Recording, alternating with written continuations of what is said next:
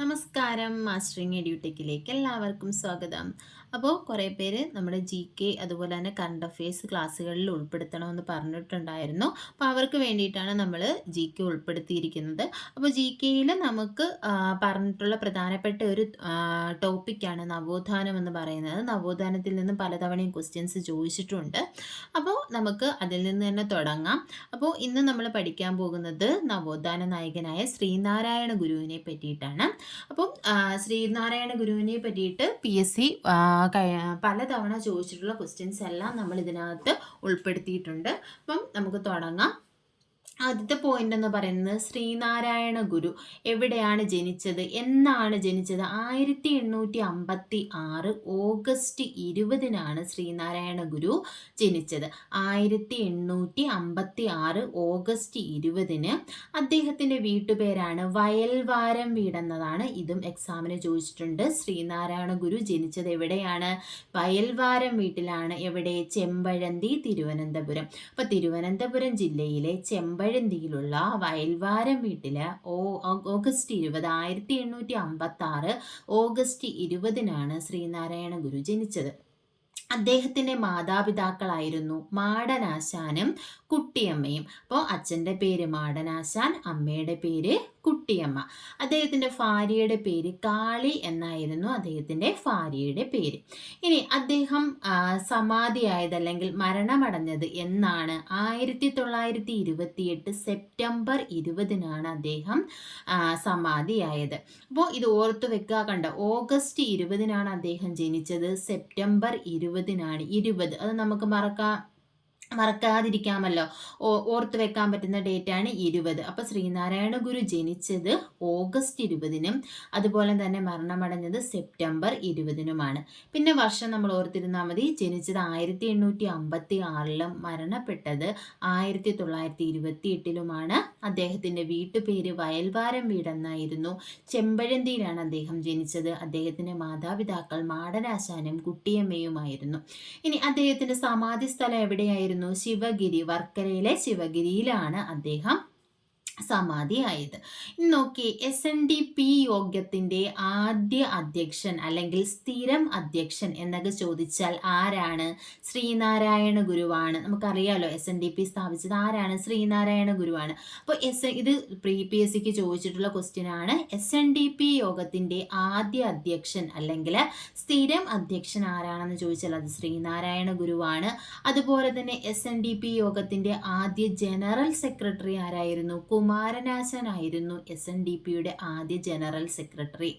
അതുപോലെ SNDP യോഗത്തിന്റെ ആദ്യ വൈസ് ചെയർമാൻ ആരാണെന്ന് ചോദിച്ചാൽ അത് ഡോക്ടർ പൽപ്പു ആണ്. അപ്പോൾ SNDP യോഗത്തിന്റെ ആദ്യ അധ്യക്ഷൻ അല്ലെങ്കിൽ സ്ഥിരം അധ്യക്ഷൻ എന്നറിയപ്പെടുന്നത് ശ്രീനാരായണ ഗുരു. ആദ്യ ജനറൽ സെക്രട്ടറി എന്നറിയപ്പെടുന്നത് കുമാരനാശാനും. SNDP യോഗത്തിന്റെ ആദ്യ വൈസ് ചെയർമാൻ എന്നറിയപ്പെട്ടിരുന്നത് ആരാണ്? ഡോക്ടർ പൽപ്പുവുമാണ്. ഇനി നോക്കിയേ, SNDP യോഗത്തിന്റെ ആദ്യ മുഖപത്രം ഏതാണെന്ന് ചോദിച്ചാൽ അത് വിവേകോദയമാണ്. SNDP യോഗത്തിന്റെ ആദ്യ മുഖപത്രം വിവേകോദയമാണ്. വിവേകോദയത്തിന്റെ സ്ഥാപകൻ ആരാണെന്ന് ചോദിച്ചാൽ അത് കുമാരനാശാനാണ്. വിവേകോദയത്തിന്റെ സ്ഥാപകൻ ആരാണ്? കുമാരനാശാനാണ്. അപ്പോൾ SNDP യോഗത്തിന്റെ ആദ്യ മുഖപത്രം ഏതാണ്? വിവേകോദയമാണ്. വിവേകോദയത്തിന്റെ സ്ഥാപകൻ ആരാണ്? കുമാരനാശാനാണ്. ഇത് പിന്നീട് യോഗനാഥം എന്നും അറിയപ്പെട്ടിട്ടുണ്ട്. പിന്നെ നോക്കിയേ, വിവേകോദയത്തിന്റെ ആദ്യ പത്രാധിപർ ആരാണെന്ന് ചോദിച്ചാൽ അത് M ഗോവിന്ദനാണ്. വിവേകോദയത്തിന്റെ പത്രാധിപരാരാണ്? M ഗോവിന്ദനാണ്. വിവേകോദയം പ്രസിദ്ധീകരണം ആരംഭിച്ച വർഷം 1904 അപ്പം വിവേകോദയം ആരംഭിച്ചത് എന്നു മുതലാണ്? 1904. അപ്പം നമ്മൾ വിവേകോദയത്തെ പറ്റിയാണ് ഇത്രയും നേരം പറഞ്ഞത്. SNDP യോഗത്തിന്റെ മുഖപത്രം ഏതാണ്? വിവേകോദയമാണ്. വിവേകോദയത്തിന്റെ സ്ഥാപകൻ ആരാന്ന് ചോദിച്ചാൽ കുമാരനാശാനാണ്. ഇതിന്റെ ആദ്യ പത്രാധിപർ M ഗോവിന്ദൻ നായരാണ്. ഇത് എന്നാണ് ആരംഭിച്ചത്? 1904. ഇനി നോക്കി, SNDP യോഗത്തിന്റെ ആസ്ഥാനം എവിടെയാണ്? കൊല്ലമാണ് SNDP യോഗത്തിന്റെ ആസ്ഥാനം. നമ്മൾ നേരത്തെ പറഞ്ഞ എന്താ? SNDP യോഗത്തിന്റെ ഇപ്പോഴത്തെ മുഖപത്രം ഏതാണ്? യോഗനാഥമാണ്. അപ്പോൾ ആദ്യ മുഖപത്രം എന്ന് പറയുന്നത് വിവേകോദയമാണ്. ഇപ്പോഴത്തേത് ഏതാണ്? യോഗനാഥമാണ്. അപ്പോൾ SNDP യോഗത്തിന്റെ ആദ്യ മുഖപത്രം വിവേകോദയം. വിവേകോദയത്തിന്റെ സ്ഥാപകൻ കുമാരനാശനായിരുന്നു. ആദ്യ പത്രാധിപരായിരുന്നു ഗോവിന്ദൻ. പ്രസിദ്ധീകരണം ആരംഭിച്ചത് 1904 SNDP യോഗത്തിന്റെ ആസ്ഥാനം കൊല്ലമാണ്. SNDP യോഗത്തിന്റെ ഇപ്പോഴത്തെ മുഖപത്രം യോഗനാഥമാണ്. ഇനി നോക്കിയേ, ഗുരു വർക്കലയിൽ ശിവഗിരി മഠം സ്ഥാപിച്ചതെന്നാണ്? 1904. ഇത് നോക്കിയ ചിലർ 1903 എന്നും അറിയപ്പെടുന്നുണ്ട്. അപ്പൊ അത് നോട്ട് ചെയ്ത് വെക്കുക. 1903 ശിവഗിരി മഠം സ്ഥാപിച്ചത് 1903 അല്ലെങ്കിൽ 1904, രണ്ടും പഠിക്കുക. പലതിലും പല രീതിയിലാണ്, പല ടെക്സ്റ്റിലും 1903 കണ്ടിട്ടുണ്ട്. അപ്പം നോട്ട് ചെയ്ത് വെക്കുക. ശിവഗിരി മഠം സ്ഥാപിച്ചത്, അപ്പം ഇത് രണ്ടും നമുക്ക് ഓർത്ത് വെക്കാം. 1903, 1904 ഏതാണ്? വിവേകോദയവും അതുപോലെ തന്നെ ശിവഗിരി മഠവും. അപ്പൊ നോക്കിയേ, ഗുരു ശിവഗിരിയിൽ ശാരദാ പ്രതിഷ്ഠ നടത്തിയതെന്നാണ്? 1912. ആരാണ്? ശ്രീനാരായണ ഗുരു ശിവഗിരിയിൽ ശാരദാ പ്രതിഷ്ഠ നടത്തിയ വർഷം 1912. അതുപോലെ തന്നെ അദ്ദേഹം ആലുവയിൽ അദ്വൈതാശ്രമം സ്ഥാപിച്ച വർഷം 1913. അപ്പം ഇത് നാലും നമുക്ക് ഓർത്തിരിക്കാം. ശിവഗിരി മഠം സ്ഥാപിച്ചത് 1903 അല്ലെങ്കിൽ 1904. വിവേകോദയം ആരംഭിച്ചതും 1904. അതുപോലെ തന്നെ എന്താണ്? ശാരദാ പ്രതിഷ്ഠ നടത്തിയത് 1912. തൊട്ടടുത്ത വർഷം 1913 ആലുവയിലെ അദ്വൈതാശ്രമം സ്ഥാപിച്ചത്. ഇന്നൊക്കെ ഓം സാഹോദര്യം സർവത്ര എന്ന് എഴുതിയിരിക്കുന്ന ആശ്രമം ഏത് ആശ്രമത്തിലാണ്? ആലുവയിലെ അദ്വൈതാശ്രമത്തിലാണ് ഓം സാഹോദര്യം സർവത്ര എന്ന് എഴുതിയിരിക്കുന്നത്. ഇനി ഗുരു ആലുവയിൽ സംസ്കൃത സ്കൂൾ സ്ഥാപിച്ച വർഷം 1916. 1916 ഗുരു ആലുവയിൽ സംസ്കൃത സ്കൂൾ സ്ഥാപിച്ചത്. അപ്പോൾ എവിടെയാണ് ശ്രീനാരായണ ഗുരു സംസ്കൃത സ്കൂൾ സ്ഥാപിച്ചത്? ആലുവയിലാണ്. അതുപോലെ തന്നെ അദ്വൈതാശ്രമം സ്ഥാപിച്ചത് എവിടെയാണ്? ആലുവയിലാണ്. ഓം സാഹോദര്യം സർവത്ര എന്ന് എഴുതി വെച്ചിരിക്കുന്നത് എവിടെയാണ്? ആലുവയിലെ അദ്വൈതാശ്രമത്തിലാണ്. എന്നാണ് സംസ്കൃത സ്കൂൾ സ്ഥാപിച്ചത്? 1916. അതുപോലെ തന്നെ അദ്വൈതാശ്രമം സ്ഥാപിച്ചത് എന്നാണ്? 1913. ശാരദാ പ്രതിഷ്ഠ നടത്തിയത് എന്നാണ്? 1912. അടുത്ത നോക്കാം. ഗുരു സർവമത സമ്മേളനം നടത്തിയ സ്ഥലം എവിടെയാണ്? ആലുവയിലാണ്. ആലുവയിലെ അദ്വൈതാശ്രമത്തിലെ 1924 സർവമത സമ്മേളനം നടത്തിയത്. അപ്പോൾ ആലുവയിലെ അദ്വൈതാശ്രമത്തിൽ 1924 ആര്? ശ്രീനാരായണ ഗുരു സർവമത സമ്മേളനം നടത്തിയത്. ഈ സർവമത സമ്മേളനത്തിൽ അധ്യക്ഷത വഹിച്ചത് ആരാണെന്ന് ചോദിച്ചാൽ ജസ്റ്റിസ് ശിവദാസ അയ്യരാണ്. അപ്പോൾ ആലുവയിലെ സർവമത സമ്മേളനത്തിൽ അധ്യക്ഷം വഹിച്ചത് ആരാണെന്ന് ചോദിച്ചാൽ ജസ്റ്റിസ് ശിവദാസ അയ്യർ ആണ്. നോക്കിയേ, സർവമത സമ്മേളനത്തിന്റെ മുദ്രാവാക്യം എന്തായിരുന്നു? കലഹിക്കുവാനല്ല, മറിച്ച് പരസ്പരം അറിയുവാൻ എന്നതായിരുന്നു സർവമത സമ്മേളനത്തിന്റെ മുദ്രാവാക്യം. നോക്കിയേ, അയ്യങ്കാളി ശ്രീനാരായണ ഗുരുവിനെ കണ്ടുമുട്ടിയ വർഷം ഏതാന്ന് ചോദിച്ചാൽ അത് 1912. അയ്യങ്കാളിയും ശ്രീനാരായണ ഗുരുവും കണ്ടുമുട്ടിയത് എന്നാന്ന് ചോദിച്ചാൽ 1912. അപ്പൊ കണക്ട് ചെയ്ത് പഠിക്കാം. 1912 നമ്മൾ നേരത്തെ പഠിച്ചിട്ടുണ്ട്. എന്തായിരുന്നു? ശാരദാ പ്രതിഷ്ഠ നടത്തിയതല്ലേ? 1912 ശാരദാ പ്രതിഷ്ഠ നടത്തിയത്. അതുപോലെ തന്നെ അയ്യങ്കാളിയും ശ്രീനാരായണ ഗുരുവും കണ്ടുമുട്ടിയതും 1912. നോക്കി, അയ്യങ്കാളി ഗുരുവിനെ കണ്ടുമുട്ടിയ സ്ഥലം എവിടെ വെച്ചായിരുന്നു? ബാലരാമപുരത്ത് വെച്ചായിരുന്നു അയ്യങ്കാളിയും ശ്രീനാരായണ ഗുരുവും തമ്മിൽ കണ്ടുമുട്ടിയത് എന്ന്? 1912. അടുത്ത് നോക്കിയേ, വാഗ്ഭടാനന്ദനും ശ്രീനാരായണ ഗുരുവും തമ്മിൽ കണ്ടുമുട്ടിയത് എന്നാണ്? 1914 വാഗ്ഭടാനന്ദനും ശ്രീനാരായണ ഗുരുവും തമ്മിൽ കണ്ടുമുട്ടിയത്. അടുത്ത, ശ്രീനാരായണ ഗുരു ജനിക്കുന്ന സമയത്ത് തിരുവിതാംകൂർ ഭരിച്ചിരുന്ന രാജാവ് ആരാണെന്ന് ചോദിച്ചാൽ അത് ഉത്രം തിരുനാൾ മാർത്താണ്ഡവർമ്മയായിരുന്നു. അപ്പം ശ്രീനാരായണ ഗുരു ജനിക്കുന്ന സമയത്ത് തിരുവിതാംകൂറിലെ രാജാവായിരുന്നു ഉത്രം തിരുനാൾ മാർത്താണ്ഡവർമ്മ. ശ്രീനാരായണ ഗുരുവിനെ രണ്ടാം ബുദ്ധൻ എന്ന് വിശേഷിപ്പിച്ചത് ആരാണ്? ജി ശങ്കരക്കുറുപ്പാണ്. ഇത് ഇമ്പോർട്ടൻ്റ് ആണ്, പലതവണ എക്സാമിന് ചോദിച്ചിട്ടുണ്ട്. ശ്രീനാരായണ ഗുരുവിനെ രണ്ടാം ബുദ്ധൻ എന്ന് വിശേഷിപ്പിച്ചത് ആരാണ്? ജി ശങ്കരക്കുറുപ്പാണ്. ഒരു ജാതി ഒരു മതം ഒരു ദൈവം എന്ന വാചകങ്ങളുള്ള ഗുരുവിന്റെ പുസ്തകം ഏതാന്ന് ചോദിച്ചാൽ ജാതി മീമാംസയാണ്. ജാതി കണ്ടോ, അത് പേരിൽ തന്നെ ഉണ്ട്, അത് ഇന്ന് തന്നെ നമുക്ക് കിട്ടും. അപ്പോൾ ഒരു ജാതി ഒരു മതം ഒരു ദൈവം എന്ന വാക്ക് ആരുടേതാണ്? ശ്രീനാരായണ ഗുരുവിൻ്റെയാണ്. അപ്പോൾ ഇത് അടങ്ങിയിരിക്കുന്നത് ഗുരുവിൻ്റെ ഏത് പുസ്തകത്തിലാണെന്ന് ചോദിച്ചാൽ ജാതിമീമാംസ എന്ന് പറയുന്ന പുസ്തകത്തിലാണ്. ഇനി അവനവൻ ആത്മസുഖത്തിനാചരിക്കുന്നവൻ അവരന് സുഖത്തിനായി വരേണം എന്ന വാചകങ്ങളുള്ള ഗുരുവിൻ്റെ പുസ്തകം ഏതാണ്? ആത്മോപദേശക ശതകം. അപ്പോൾ ഈ വരികൾ ഏത് പുസ്തകത്തിലാണുള്ളത്? ആത്മോപദേശക ശതകത്തിലാണുള്ളത്. ഈ ആത്മോപദേശക ശതകം രചിച്ച വർഷം ചോദിച്ചിട്ടുണ്ട്. 1897 ആത്മോപദേശക ശതകം രചിച്ചത്. അപ്പോൾ അവനവൻ ആത്മസുഖത്തിന് ആചരിക്കുന്നവ എന്ന് തുടങ്ങുന്ന വരികൾ ഏത് പുസ്തകത്തിൽ നിന്നെടുത്തതാണ്? ആത്മോപദേശക ശതകത്തിലെ വരികളാണ്. ആത്മോപദേശക ശതകം എന്ന് പറയുന്ന പുസ്തകം രചിച്ചത് ഏത് വർഷമാണ്? 1897. നോക്കിയേ, ഗുരു സന്ദർശിച്ച ഏക വിദേശ രാജ്യം ഏതാണ്? ശ്രീലങ്കയാണ്. ശ്രീനാരായണ ഗുരു സന്ദർശിച്ച ഏക വിദേശ രാജ്യം.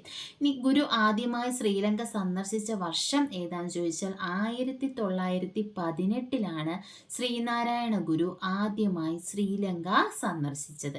ഇനി ഗുരുവിൻ്റെ രണ്ടാമത്തെയും അവസാനത്തെയും ശ്രീലങ്ക സന്ദർശന വർഷം 1926 അതായത് 2 തവണയാണ് ശ്രീനാരായണ ഗുരു ശ്രീലങ്ക സന്ദർശിച്ചത്. ആദ്യമായി സന്ദർശിച്ചത് 1918 രണ്ടാമത്തെ സന്ദർശനം എന്ന് പറയുന്നത് 1926 അതുകൊണ്ടാണ് രണ്ടാമത്തെയും അവസാനത്തെയും ശ്രീലങ്ക സന്ദർശനം എന്ന് പറയുന്നത്. അപ്പോൾ 1926 ശ്രീനാരായണ ഗുരു അവസാനമായിട്ട് ശ്രീലങ്ക സന്ദർശിച്ചത്. ഗുരു ആദ്യമായി കാവ്യവസ്ത്രം ധരിച്ചത് എപ്പോഴാണ്? അദ്ദേഹത്തിൻ്റെ ആദ്യത്തെ ശ്രീലങ്കൻ യാത്രയിലാണ് അദ്ദേഹം ആദ്യമായിട്ട് കാവ്യവസ്ത്രം ധരിക്കുന്നത്. ഇനി ശ്രീനാരായണ ഗുരുവിനെ ടാഗോർ സന്ദർശിച്ച വർഷം എന്നാണ്? അതായത് ശ്രീനാരായണ ഗുരുവും ടാഗോറും കണ്ടുമുട്ടിയത് ഏത് വർഷമാണെന്ന് ചോദിച്ചാൽ 1922. അതായത് ഇവരെല്ലാം കണ്ടുമുട്ടിയ വർഷം, അതായത് ശ്രീനാരായണ ഗുരുവും മറ്റാൾക്കാരും, ഇപ്പോൾ അയ്യങ്കാളി ആണെങ്കിലും ടാഗോർ ആണെങ്കിലും ഗാന്ധിജി ആണെങ്കിലും ശ്രീനാരായണ ഗുരുവിനെ കണ്ടുമുട്ടിയ വർഷം ഇമ്പോർട്ടൻ്റ് ആണ്. ഇത് പലതവണ എക്സാമിന് ചോദിച്ചിട്ടുള്ളതാണ്. ഇപ്പോൾ ഗുരുവിനെ ടാഗോർ സന്ദർശിച്ച വർഷം 1922. എവിടെ വെച്ചാണ് സന്ദർശിച്ചത്? ശിവഗിരിയിൽ വെച്ചിട്ടാണ് സന്ദർശിച്ചത്. അപ്പോൾ ഈ ഗുരുവിനെ ടാഗോർ സന്ദർശിച്ചപ്പോൾ അദ്ദേഹത്തിൻ്റെ കൂടെ ഉണ്ടായിരുന്ന വ്യക്തിയായിരുന്നു CF ആൻഡ്രൂസ്. GK-ലൊക്കെ പഠിച്ചിട്ടുണ്ട്. ദീനബന്ധു എന്നറിയപ്പെടുന്നത് ആരാണ്? CF ആൻഡ്രൂസ് ആണ് ദീനബന്ധു എന്നറിയപ്പെടുന്നത്. അപ്പോൾ ദീനബന്ധു എന്നറിയപ്പെടുന്ന CF ആൻഡ്രൂസ് ആണ് ശ്രീനാരായണ ഗുരു ടാഗോറും തമ്മിൽ സന്ദർശനം നടത്തിയപ്പോൾ ടാഗോറിൻ്റെ കൂടെ ഉണ്ടായിരുന്ന വ്യക്തിയാണ് CF ആൻഡ്രൂസ്. അദ്ദേഹത്തെ അറിയപ്പെടുന്നത് ഏത് പേരിലാണ്? ദീനബന്ധു എന്ന പേരിലാണ് അറിയപ്പെടുന്നത്. ഇനി ഗുരുവും ടാഗോറും സന്ദർശന വേളയിലെ ദ്വിഭാഷി, അതായത് ഗുരുവും ടാഗോറും തമ്മിൽ സന്ദർശിച്ചപ്പോൾ കണ്ടുമുട്ടിയപ്പോൾ അവരുടെ സംസാരങ്ങൾ തർജ്ജമ ചെയ്തു കൊടുക്കാൻ വേണ്ടി ഹെൽപ്പ് ചെയ്തത് ആരായിരുന്നു? കുമാരനാശാനായിരുന്നു. അപ്പോൾ ഇവരുടെ സന്ദർശനത്തിലെ ദ്വിഭാഷിയായിട്ട് ആരായിരുന്നു ഉണ്ടായിരുന്നത്? കുമാരനാശാനായിരുന്നു. ഇനി ഗുരുവിനെ ഗാന്ധിജി സന്ദർശിച്ച ഗാന്ധിജിയും ശ്രീനാരായണ ഗുരുവും തമ്മിൽ കണ്ടുമുട്ടിയത് ഏത് വർഷമാണെന്ന് ചോദിച്ചാൽ അത് 1925 ഗാന്ധിജിയും ശ്രീനാരായണ ഗുരുവും തമ്മിൽ കണ്ടുമുട്ടിയത്. എവിടെ വെച്ചാണ്? ശിവഗിരിയിൽ വെച്ചിട്ടാണ് ഗാന്ധിജിയും ശ്രീനാരായണ ഗുരുവും തമ്മിൽ കണ്ടുമുട്ടുന്നത്.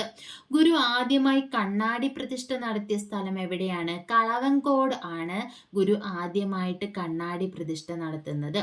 അതുപോലെ തന്നെ കോടതിയിൽ നേരിട്ട് ഹാജരാകുന്നതിൽ നിന്നും ഒഴിവാക്കപ്പെട്ട നവോത്ഥാന നായകൻ ആരാണെന്ന് ചോദിച്ചാൽ അത് ശ്രീനാരായണ ഗുരുവാണ്.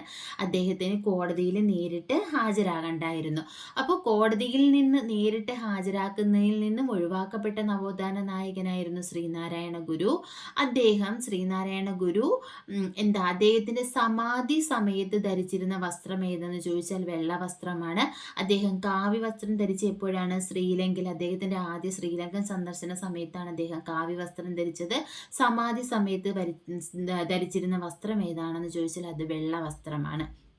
ഇനി ഗുരുവിന്റെ ജീവിതത്തെ ആസ്പദമാക്കി ഗുരു എന്ന നോവൽ രചിച്ചത് ആരാണ്? K. സുരേന്ദ്രനാണ്. ശ്രീനാരായണ ഗുരുവിന്റെ ജീവിതത്തെ ആസ്പദമാക്കി ഗുരു എന്ന നോവൽ രചിച്ചത് K. സുരേന്ദ്രനാണ്. അതുപോലെ തന്നെ ശ്രീനാരായണ ഗുരുവിൻ്റെ ജീവിതത്തെ ആസ്പദമാക്കി യുഗപുരുഷൻ എന്ന സിനിമ സംവിധാനം ചെയ്തത് ആർ സുകുമാരനാണ്. അപ്പോൾ യുഗപുരുഷൻ എന്ന സിനിമ സംവിധാനം ചെയ്തത് ആർ സുകുമാരനും ഗുരു എന്ന നോവൽ രചിച്ചത് കെ സുരേന്ദ്രനുമാണ്. ഗുരുവിൻ്റെ ജീവിതത്തെ ആസ്പദമാക്കി ശ്രീനാരായണ ഗുരു എന്ന സിനിമ സംവിധാനം ചെയ്തത് പി എ ബക്കറാണ്. ശ്രീനാരായണ ഗുരു എന്ന സിനിമ സംവിധാനം ചെയ്തത് പി എ ബക്കർ. ഗുരു നാരായണ സേവ ആശ്രമം സ്ഥാപിച്ചത് എവിടെയാണെന്ന് ചോദിച്ചാൽ കാഞ്ചീപുരത്താണ് ശ്രീനാരായണ ഗുരു നാരായണ സേവ ആശ്രമം സ്ഥാപിച്ചത്. അതുപോലെ തന്നെ ശ്രീനാരായണ ഗുരുവിൻ്റെ കുട്ടിക്കാലത്തെ വിളിപ്പേര്, അദ്ദേഹത്തെ അറിയപ്പെട്ടിരുന്ന പേര് നാണു എന്നായിരുന്നു അറിയപ്പെട്ടിരുന്നത്. ശ്രീനാരായണ ഗുരുവിൻ്റെ കുട്ടിക്കാലത്തെ പേരെന്താണെന്ന് ചോദിച്ചാൽ അത് നാണു എന്നാണ്. അതുപോലെ തന്നെ ശ്രീനാരായണ ഗുരുവും ചട്ടമ്പി സ്വാമികളും കണ്ടുമുട്ടിയ വർഷം 1882 ശ്രീനാരായണ ഗുരുവും അതുപോലെ തന്നെ ചട്ടമ്പി സ്വാമികളും തമ്മിൽ കണ്ടുമുട്ടിയത് 1882 ശ്രീനാരായണ ഗുരു ചട്ടമ്പി സ്വാമികളെ കണ്ടുമുട്ടിയ സ്ഥലം ഏതാണെന്ന് ചോദിച്ചാൽ ചെമ്പഴന്തിയിലെ അണിയൂർ ക്ഷേത്രത്തിൽ വെച്ചാണ് ശ്രീനാരായണ ഗുരുവും ചട്ടമ്പി സ്വാമികളെ കണ്ടുമുട്ടിയത് എന്നാണ് 1882. ശ്രീനാരായണ ഗുരുവിൻ്റെ ഗുരു ആരാണെന്ന് ചോദിച്ചാൽ അത് ആരാണ്? തൈക്കാട് അയ്യാണ്. ശ്രീനാരായണ ഗുരുവിൻ്റെ യോഗ ഗുരുവാണ് തൈക്കാട് അയ്യ. ശ്രീനാരായണ ഗുരു ആദ്യമായി ഒരു പള്ളിക്കുടം സ്ഥാപിച്ച സ്ഥലം 5 തെങ്ങാണ് 1881. ശ്രീനാരായണ ഗുരു ആദ്യമായി ഒരു പള്ളിക്കുടം സ്ഥാപിച്ച സ്ഥലം, പള്ളിക്കുടം എവിടെയാണ് സ്ഥാപിച്ചതെന്ന് ചോദിച്ചാൽ അത് 5 തെങ്ങിലാണ് 1881. ശ്രീനാരായണ ഗുരുവിന് ആത്മീയ ബോധോദയം ലഭിച്ച സ്ഥലം, ഇതും എക്സാമിന് ചോദിച്ചിട്ടുണ്ട്. ശ്രീനാരായണ ഗുരുവിന് ബോധോദയം ലഭിച്ച സ്ഥലം എവിടെയാണ്? പിള്ളത്തടം ഗുഹയാണ്. മരുത്വാമല, അതായത് കന്യാകുമാരിയിലെ മരുത്വാമലയിലെ പിള്ളത്തടം ഗുഹയിൽ വെച്ചിട്ടാണ് ശ്രീനാരായണ ഗുരുവിന് ബോധോദയം ലഭിക്കുന്നത്. ശ്രീനാരായണ ഗുരു സ്ഥാപിച്ച ആദ്യ ക്ഷേത്രം എന്ന് പറയുന്നത് അരുവിപ്പുറം ശിവക്ഷേത്രമാണ്. ഈ ഗുരു അരുവിപ്പുറം പ്രതിഷ്ഠ നടത്തുന്നത് എന്നാണ് 1887 ഗുരു അരുവിപ്പുറം പ്രതിഷ്ഠ നടത്തുന്നത്. അപ്പോൾ 1887 ഈ ക്ഷേത്രം എന്താണ് സ്ഥാപിക്കുന്നത്. 1888 അരുവിപ്പുറം പ്രതിഷ്ഠ നടത്തുന്നത്. അരുവിപ്പുറം ക്ഷേത്രം സ്ഥിതി ചെയ്യുന്നത് ഏത് നദീതീരത്താണ്? നെയ്യാറിൻ്റെ തീരത്താണ് അരുവിപ്പുറം ക്ഷേത്രം സ്ഥിതി ചെയ്യുന്നത്. നോക്കിയേ, ജാതിഭേദം മതദ്വേഷം ഏതുമില്ലാതെ സർവരും സോദരത്വേന വാഴുന്ന മാതൃകാസ്ഥാനമാണിത് എന്ന് എഴുതിയിരിക്കുന്നത് എവിടെയാണ്? നമ്മുടെ അരുവിപ്പുറം ക്ഷേത്രത്തിലാണ് ഈ വരികൾ എഴുതി വച്ചിരിക്കുന്നത്. ശ്രീനാരായണ ഗുരുവിൻ്റെ ആദ്യ കൃതി ഏതാണ്? ഗജേന്ദ്രമോക്ഷ വഞ്ചിപ്പാട്ടാണ് ശ്രീനാരായണ ഗുരുവിൻ്റെ ആദ്യ കൃതി. ഇത് ഇമ്പോർട്ടൻ്റ് ആണ്. ശ്രീനാരായണ ഗുരുവിൻ്റെ ആദ്യ കൃതി ഗജേന്ദ്രമോക്ഷ വഞ്ചിപ്പാട്ടാണ്. ജാതിഭേദം മതദ്വേഷം ഏതുമില്ലാതെ എന്ന് പറയുന്ന വരികൾ എവിടെയാണ് കാണപ്പെടുന്നത്? അരുവിപ്പുറം ക്ഷേത്രത്തിലാണ് കാണപ്പെടുന്നത്. ശ്രീനാരായണ ഗുരു ഗജേന്ദ്രമോക്ഷം സമർപ്പിച്ചത് ആരുടെ പേരിലാണ്? ആർക്ക് വേണ്ടിയിട്ടാണ്? ചട്ടമ്പി സ്വാമിക്കാണ് ഈ ഗജേന്ദ്രമോക്ഷ വഞ്ചിപ്പാട്ട് ശ്രീനാരായണ ഗുരു സമർപ്പിച്ചത് ചട്ടമ്പി സ്വാമിക്കാണ്. ശ്രീനാരായണ ഗുരു കുമാരനാശാനെ കണ്ടുമുട്ടിയത് എവിടെ വെച്ചാണ്? കായിക്കര വെച്ചിട്ടാണ്. 1891 കുമാരനാശാനും ശ്രീനാരായണ ഗുരുവും കണ്ടുമുട്ടുന്നത് എവിടെ വെച്ച്? കായിക്കര വെച്ചിട്ട്.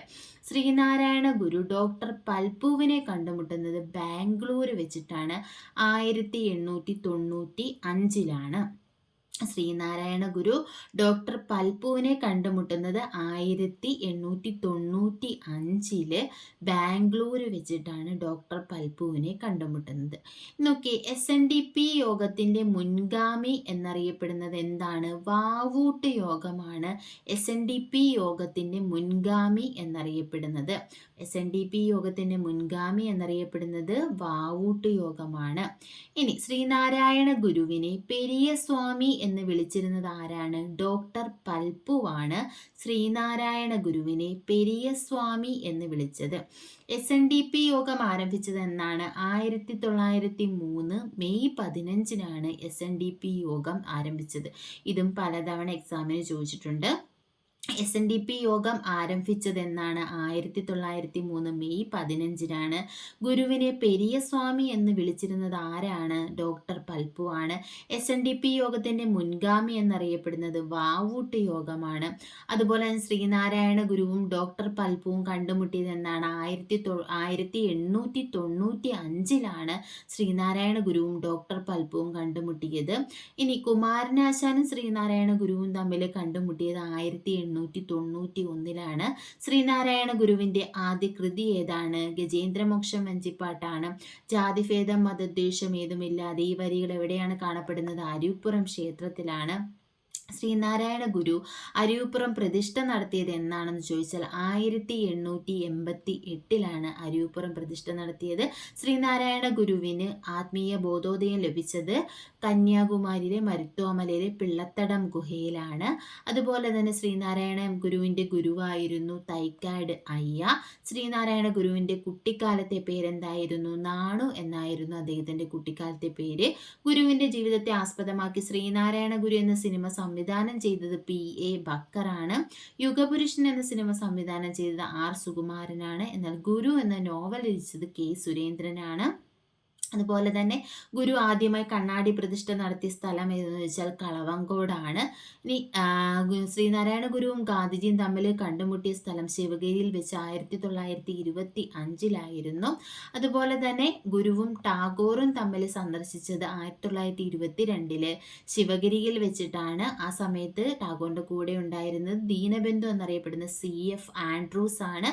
ആ സന്ദർശന വേളയിലെ ദ്വിഭാഷിയായിരുന്നത് കുമാരനാശാനായിരുന്നു.